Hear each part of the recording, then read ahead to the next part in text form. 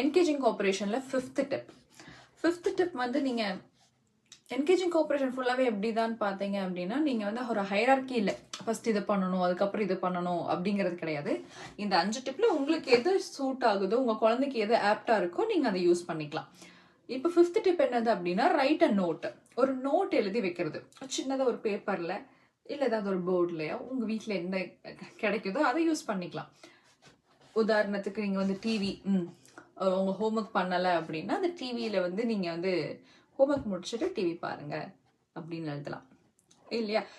Bathroom light ஆன்ல இருக்கா, நீங்கள் ஓகே பாத்ரூம் போயிட்டு வரும்போது லைட்டை டர்ன் ஆஃப் பண்ணுங்க அப்படின்னு சொல்லிட்டு ஒரு சின்னதாக ஒரு நோட் எழுதி நீங்கள் அந்த இடத்துல வைக்கலாம்.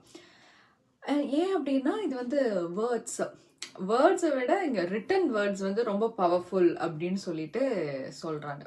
எந்த ஒரு விஷயத்தையுமே நீங்கள் எழுதும் போது அதுக்கு வந்து அதோட வீரியம் ஜாஸ்தியாக இருக்கிறதா சொல்கிறாங்க. ஸோ கண்டிப்பாக இந்த 5 டிப்ஸுமே உங்களுக்கு கண்டிப்பாக யூஸ்ஃபுல்லாக இருக்கும்னு நான் நம்புகிறேன்.